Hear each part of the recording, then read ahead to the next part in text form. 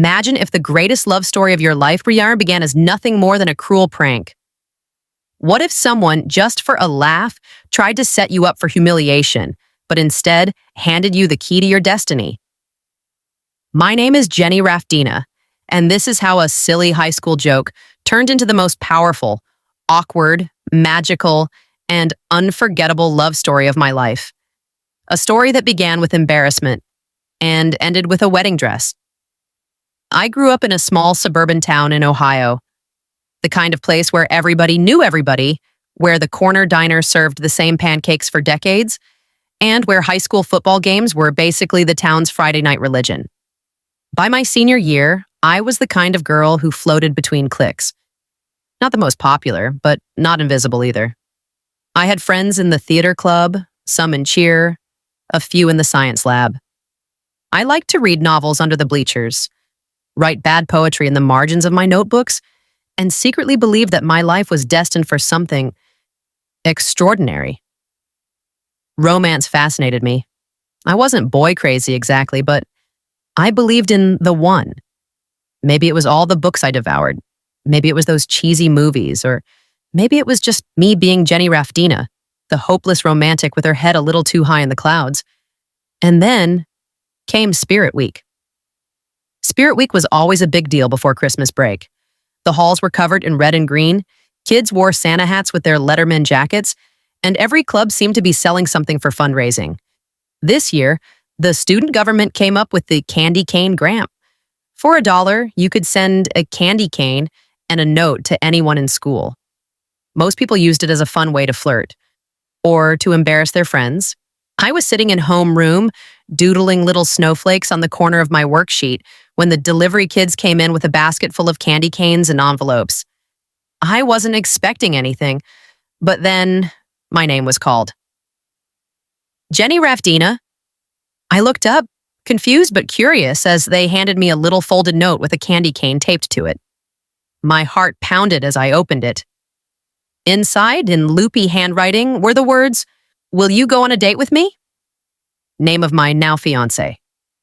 For privacy's sake, let's just call him Ethan. I nearly fell out of my chair. Ethan? He was smart, funny, always late to class, and had this quiet way of carrying himself that made him stand out even when he wasn't trying. I'd known him since middle school, but we weren't super close. Still, the idea that he'd notice me, that he'd want to ask me out? My brain short-circuited with excitement. Looking back now, I realize I missed something obvious. The handwriting didn't all match. It was clearly written by multiple people.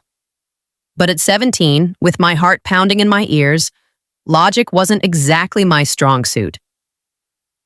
Ethan was late to school that day, as usual.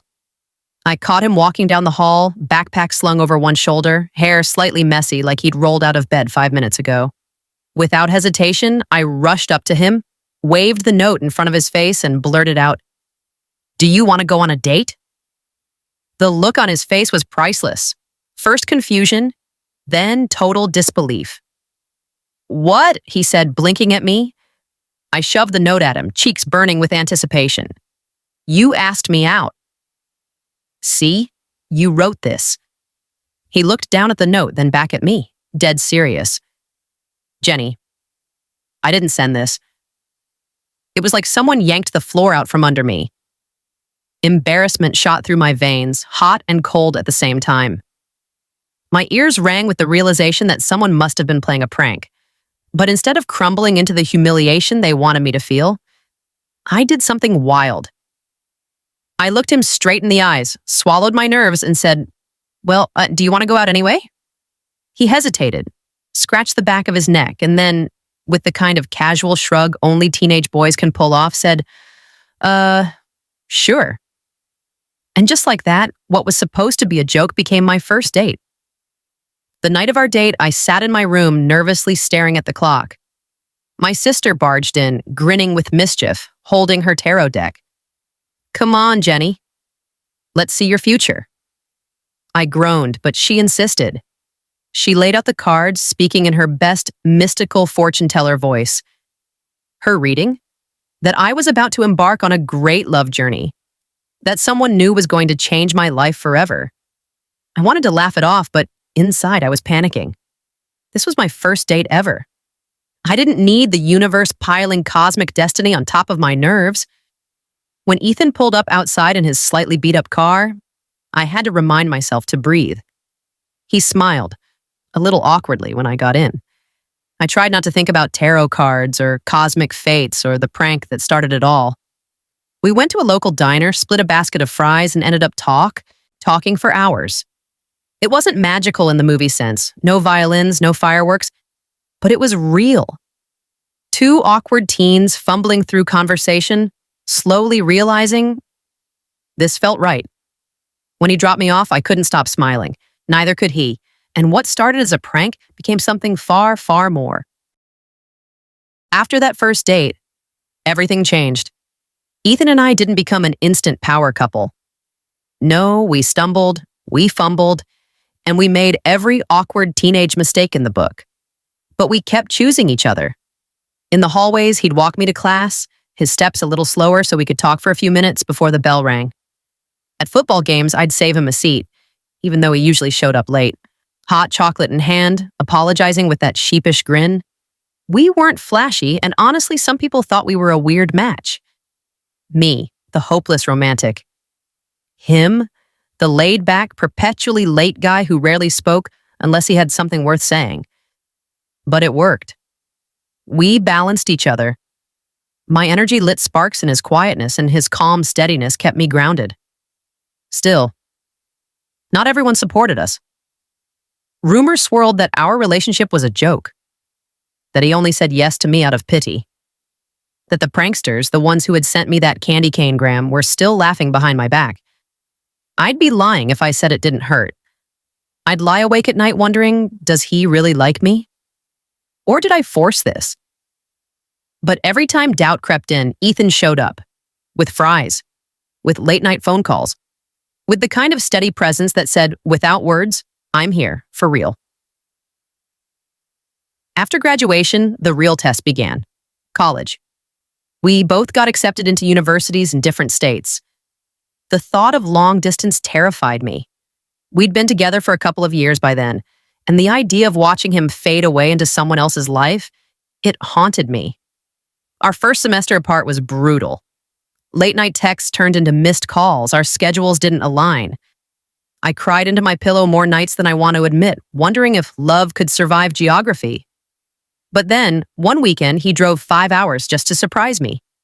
I walked out of my dorm, and there he was, standing under a streetlight, holding a bag of takeout from my favorite diner back home.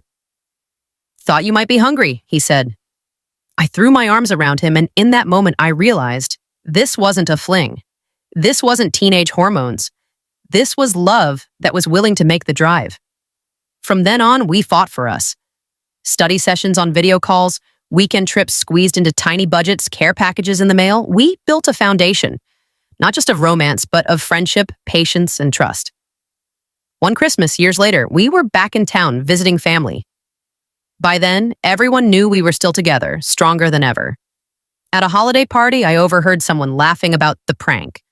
Apparently, the guys who'd written that fake candy cane note still thought it was hilarious that I fell for it. For a moment, the old shame bubbled up. That hot, burning embarrassment of 17-year-old me holding out that note, desperate to believe it was real. But then Ethan leaned over, squeezed my hand, and whispered, "Funny thing is, that prank gave me you." And suddenly, I wasn't embarrassed anymore. I was grateful. The pranksters might have been laughing, but I was the one winning. Fast forward a few more years. We'd both graduated, landed our first real jobs, and were slowly figuring out adulthood. Bills, groceries, IKEA furniture that took 4 hours to assemble. One snowy evening, Ethan suggested we take a walk through the park, where we used to hang out as teenagers. The trees were strung with Christmas lights, and the air smelled like pine and cold winter air. We stopped under the same old oak tree where he'd once kissed me for the first time. My heart already knew what was happening, but when he dropped to one knee, my breath still caught in my throat. "Jenny Rafdina," he said, voice trembling just slightly. "7 years ago, a prank note brought us together. But everything after that was real. You've been my best friend, my partner, my home. Will you marry me? I don't even remember saying yes. I just remember tears freezing on my cheeks as I pulled him up into my arms, laughing and crying all at once. The prank that was supposed to humiliate me had led me here. Now, with just weeks until the wedding, I can't help but reflect on everything. From that nervous 17-year-old girl blurting out, "Do you want to go on a date?" to the woman I am now, standing on the edge of a new chapter. Sometimes I wonder about fate, about the way the universe plays tricks that turn into blessings, about the way humiliation can become redemption. My sister, the one who did that tarot reading all those years ago, still laughs about it. "I told you," she says, "the cards never lie." Maybe she was right. Or maybe love is less about destiny and more about stubbornly choosing each other, day after day, year after year. To the people who sent that note, who thought they were so clever, who thought they could get a laugh at my expense, you may still think it's funny. You may still tell the story like it's your little inside joke. But here's the truth. I won. Because that note led me to the man who became my partner, my best friend, my soon-to-be husband. So, laugh all you want. But as I walk down the aisle in a few weeks, I'll be the one smiling the widest. And when I say I do, it won't just be a vow to the man I love. It will be a promise to myself that sometimes the cruelest jokes can turn into the most beautiful punchlines. This was my story, a marriage built on a prank. If you've ever had life turn a cruel joke into your greatest blessing, let me know in the comments. And don't forget to like, share, and subscribe for more stories that prove sometimes fate has a sense of humor.